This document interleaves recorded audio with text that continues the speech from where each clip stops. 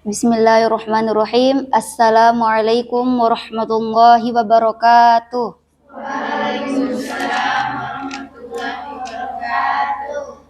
Hamdan wa syukran lillah, salatan wa salaman ala rasulillah, amma ba'du. Baiklah, kita akan melanjutkan tentang keutamaan Al-Quran. Hadis ke-22.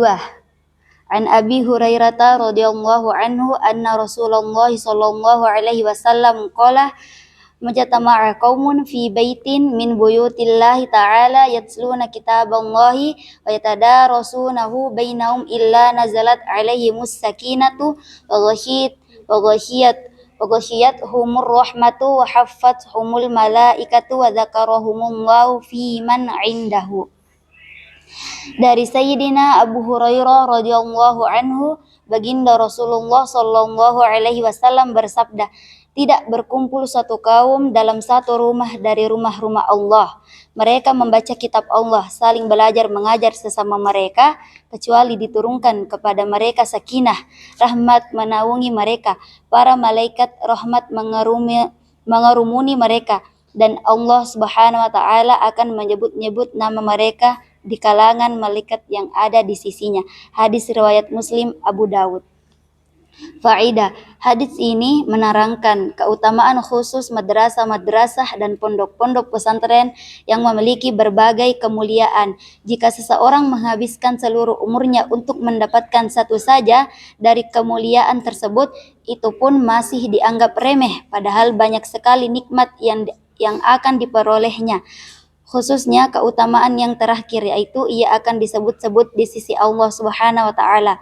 Disebutnya nama kita oleh kekasih merupakan nikmat yang tidak bisa dibandingkan dengan apapun. Mengenai turunnya sakinah telah banyak disebutkan dalam berbagai riwayat.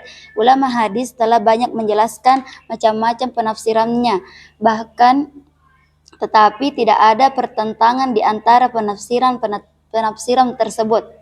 Bahkan semua memiliki maksud yang sama. Sayyidina Ali radhiyallahu anhu menafsirkan sakinah sebagai sejenis angin khusus yang berwajah seperti wajah manusia. Allama Suddi rahmatullah alaih berpendapat bahwa sakinah ialah nama sebuah nampan di surga yang terbuat dari emas yang digunakan untuk mencuci hati para nabi alaihimussalam.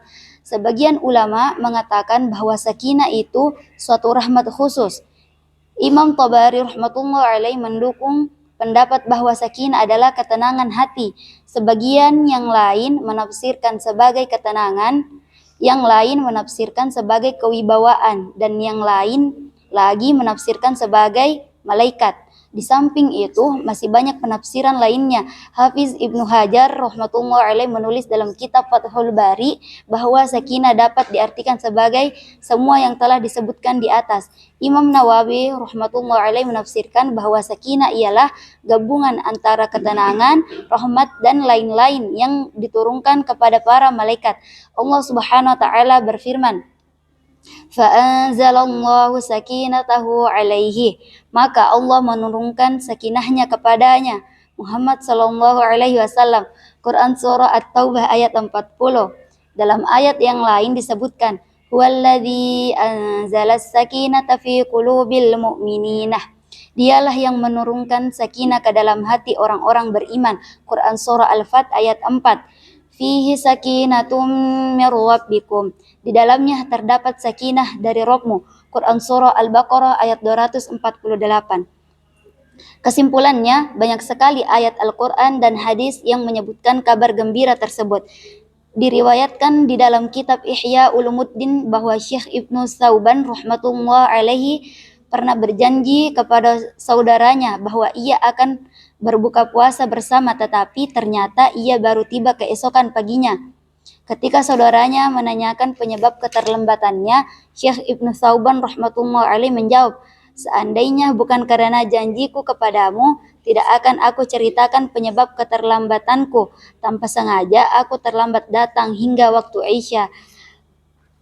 Selepas sholat Isya, aku teringat belum sholat witir, sehingga aku khawatir jika aku mati malam itu, sholat witir itu menjadi tanggunganku.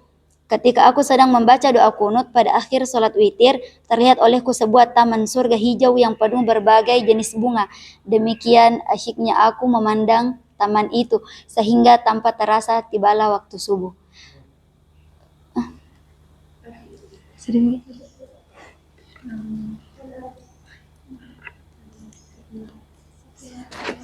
Sekian. Banyak kisah seperti di atas yang juga terjadi pada orang-orang solih dahulu. Namun hal itu akan diperoleh jika seseorang telah terputus hubungan dengan segala sesuatu kecuali dengan Allah Subhanahu wa taala semata, serta dengan bertawajuh secara sempurna kepadanya. Banyak riwayat yang menjelaskan tentang kata-kata malaikat datang mengerumuni. Kisah Sayyidina Usaid bin Hudair radhiyallahu anhu secara terperinci terdapat di dalam kitab-kitab hadis, yaitu ketika ia sedang membaca Al-Quran, ia merasa ada kumpulan awan yang menaunginya dan mengeluarkan cahaya. Baginda Nabi Shallallahu Alaihi Wasallam bersabda, itu adalah para malaikat yang datang untuk mendengarkan bacaan Al-Quran. Begitu banyak malaikat yang datang sehingga terlihat seperti kumpulan awan. Suatu saat seorang sahabat merasakan ada awan yang mengiringinya. Lalu baginda Rasulullah Shallallahu Alaihi Wasallam bersabda, itulah sakinah, yaitu rahmat yang diturunkan karena bacaan Al-Quran. Dalam Sahih Muslim, hadis ini diriwayatkan dengan lebih terperinci lagi. Kalimat terakhir dari hadis tersebut ialah, man bata'a bihi amaluhu lam yusri' bihi nasabuhu. Seseorang yang karena amal-amal buruknya menyebabkan ia jauh dari rahmat Allah Subhanahu wa taala, maka kemuliaan keturunan dan keluarganya tidak dapat mendekatkan dirinya kepada rahmat Allah Subhanahu wa taala. Orang yang mulia nasabnya tetapi sering berbuat maksiat dan dosa tidak dapat disamakan di hadapan Allah Subhanahu wa taala dengan orang yang hina nasabnya tetapi bertakwa kepada Allah Subhanahu wa taala. Al-Qur'an menyebutkan, inna akramakum indallahi atqakum. Sesungguhnya orang yang paling mulia di antara kamu di sisi Allah adalah orang yang paling bertakwa. Quran surah Al-Hujurat ayat 13.